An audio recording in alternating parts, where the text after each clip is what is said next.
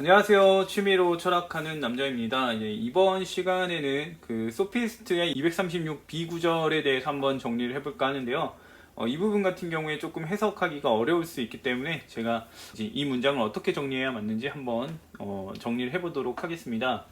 일단 이 문장 같은 경우는 두 문장으로 구성이 되어 있죠. 이 두 문장 같은 경우는 두 사람의 관점을 얘기를 하고 있어요. 그래서 이 부분은 첫 번째 사람의 관점이고요. 그 다음에 이 부분은 두 번째 사람의 관점을 얘기합니다. 그리고 나서 이제 이것들을 종합해서 이제 결론을 이렇게 얘기를 하게 되는 거고요. 그래서 이제 손님이 도대체 이 얘기를 통해서 이렇게 알 수 없는 수수께끼 같은 말을 통해서 무슨 얘기를 하고 싶어 하는지 그걸 이제 설명을 또 해볼게요. 일단 이 첫 번째 부류의 이제 관점을 봐야 되는데 이걸 가리켜서 이제 이분법적 추론이라고 할 수 있습니다. 네, 이분법적 추론인데 왜 이렇게 되냐면요. 이 뭐 아름답지 않은 관점에서 보기 때문에 뭐 불리한 관점에서 보기 때문에 아름다운 원본과 닮아 보인다 이렇게 돼 있는데 뭐 이거 어떤 식으로 봐도 상관없어요. 이 부분 같은 경우 아름답지 않은 관점이라는 부분 같은 경우는 뭐 어떻게 봐도 상관은 없고 일단 제가 말하고 싶은 거는 핵심적인 논리만 이야기를 하게 될 텐데 A라는 존재가 있습니다. A라는 존재를 놓고 이것이 지금 아름다운 원본과 닮아 보인다라고 1번이 얘기를 하는 거예요. 1번 관점의 사람들이 얘기를 하게 되는데 이게 왜 그렇게 되냐면 네, 이제 예쁘다와 못생기다로 이제 얘기를 해볼게요. 예쁘다, 못생기다. 네, 이렇게 놓고 봤을 때 지금 A라는 물체에 대해서 A라는 존재에 대해서 우리가 B라는 사람한테 묻습니다. B라는 사람한테 물으면서 이제 대답을 하게 되는데 이 A라는 존재가 어떤 속성을 지녔는지에 대해서는 두 가지 관점에서 물어볼 수가 있어요. 하나는 예쁘냐 아니면 못생겼냐 이렇게 해서 물어볼 수 있는데 우리가 부정적인 관점에서 물어보게 된다면은 A가 못생겼냐라고 물어보게 될 거고요. 만약에 B가 이게 아니다라고 하면은 여기서 이제 1번 관점으로 접근이 이제 가능해지게 돼요.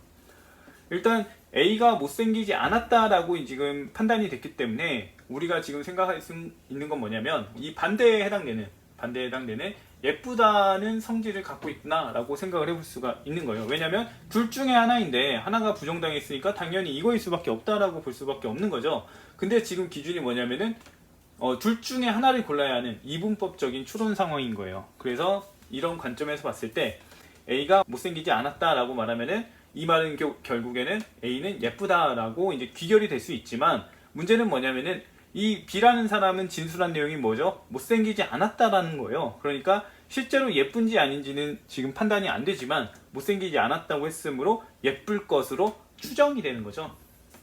그래서 지금 이게 1번 부분에서 지금 우리가 볼 수 있는 게 뭐냐면은 아름다운 원본과 닮았다가 아니라 닮아 보인다라고 이제 추정하고 있는 게 그 이유 때문인 거예요. 이런 식으로 지금 A가 못생겼냐라고 질문을 했더니 B가 아니 못생기지 않았다라고 했고요. 못생기지 않았다라는 진술을 가지고서 우리는 이분법적으로 보게 되면은 못생기지 않았으면은 예쁘다는 얘기니까 A는 예쁜 것으로 추정을 하게 되는 거죠. 이 아름다운 원본과 닮아 보인다라는 얘기는 뭐냐면은 결국에는 아름다워 보인다는 얘기인데 왜 이렇게 되냐면요. 어떤 대상이 아름다우려면은 아름다움의 이데알을 지녀야 합니다. 이데알을 어느 정도 일정 부분 지녀야 A는 아름답다라고 볼 수가 있는데 이렇게 이데알을 지니는 걸 가리켜서 이제 닮았다, 뭐 이데알을 지녔다, 네, 이렇게 표현을 할 수가 있는 거예요. 그래서 뭐 신의 이데아와 닮다 뭐 이런 식으로 얘기를 하는 거는 신과 닮아진다 뭐 이런 얘기를 하게 되는 거는 이제 그런 이데알을 지니고 있다 이 얘기를 하기 위해서 그런 거라 지금 아름다운 원본과 닮아 보인다는 얘기는 아름다워 보인다라는 얘기를 하고 있다 이렇게 볼 수 있고요. 그래서 지금 제가 말한 A가 못생기지 않았다라고 했기 때문에 A는 예쁨의 이데아, 예쁨과 닮아 보인다, 예쁨의 이데아를 지녀 보인다 이렇게 접근을 해 나갈 수 있는 거죠. 그래서 이 표현 자체 가지고서는 차이가 없는 거기 때문에 여기에 대해서는 이제 뭐라고 할 이유는 없을 것 같아요. 아무튼 1번의 입장 아름답지 않은 관점에서 보기 때문에 아름다운 원본과 닮아 보인다라는 말의 의미는 A가 못생기지 않았다라는 진술을 통해서 이 관점을 통해서 A를 바라보기 때문에 A는 예뻐 보인다, 예쁨의 원본과 닮아 보인다 이렇게 되는 거예요. 이게 그리스 방식의 이제 표현이기 때문에 이렇게 되는데, 사실 그냥 못생기지 않았다는 관점에서 보기 때문에, A가 못생기지 않았다는 관점에서 보기 때문에 예뻐 보이는 것, 예쁘다고 추정하는 것, 이렇게 볼 수가 있습니다.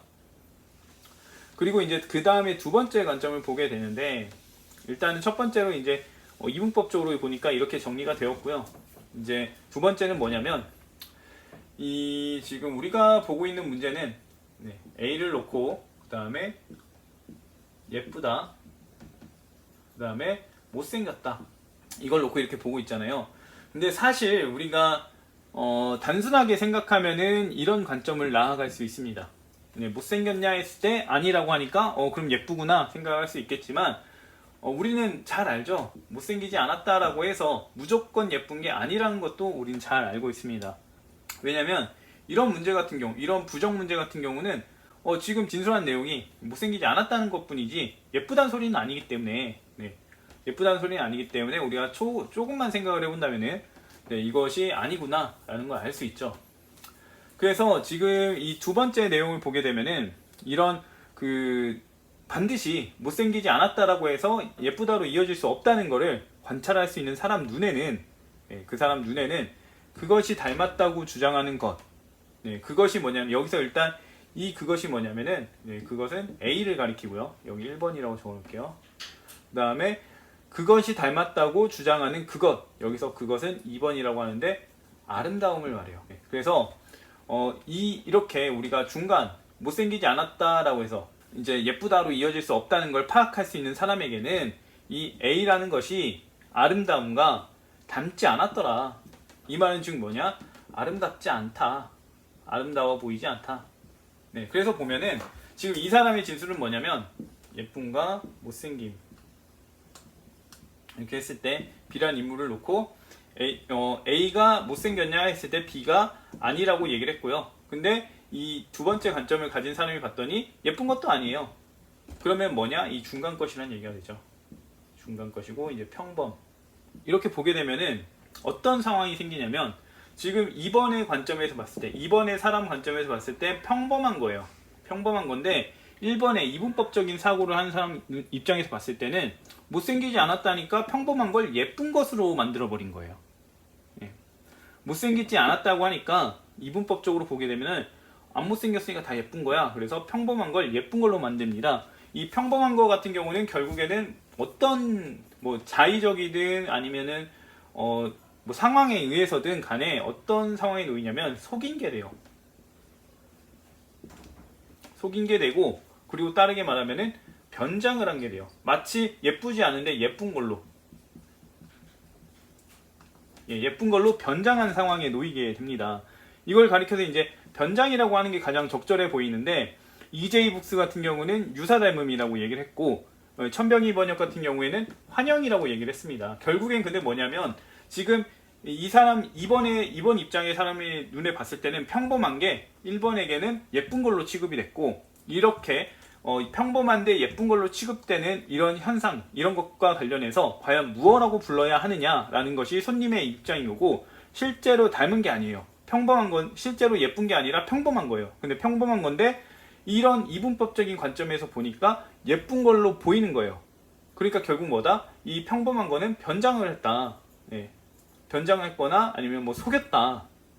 이렇게 실제 닮지 않았지만 모방을 했는데, 예쁨을 모방을 했는데 실제 얘는 예쁨을 전혀 지니지도 않았다. 예쁨과 유사하고 닮지도 않았다, 이 얘기인 거죠. 그래서 결국 이제 변장했다, 이런 얘기가 나오는 게 맞는데, 책들에서는 유사 닮음과 환영으로 이제 표기를 했다, 이렇게 정리를 해볼 수 있을 것 같고요. 그래서 결과적으로는 이제 소피스트가 이제 현자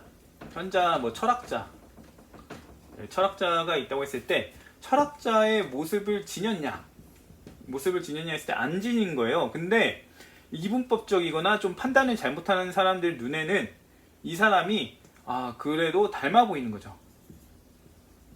그래서 엄밀하게 따지는 사람한테는 철학자의 모습이 아니에요. 소피스트는 철학자와 닮지도 않고 뭔가 공통된 특징도 없는데, 그냥 소피스트는 철학자와 닮아 보인다. 왜냐? 판단을 잘못해서든 변장을 해서든 그런 것을 하고 있다. 그래서 닮아서 닮은 게 아니라 변장해서 닮았다. 변장해서 현장과 같이 여겨진다. 라는 접근을 해 나가는 게 손님의 이제 지금 이런 접근이라고 볼 수가 있어요. 그래서 이 부분만 보게 되더라도 이제 소피스트의 특징을 정확하게 이제 지칭을 하고 있다라고 볼 수가 있을 것 같습니다. 뭐 이 문장 해석 같은 경우는 좀 이제 흐름을 잘 따라오지 못한다면은 해설을 해놔도 오히려 어려울 수 있는데 간단하게 좀 봐줬으면 좋겠고요. 다음에 이제 소피스트 내용을 통해서 다시 이야기를 해보도록 하겠습니다.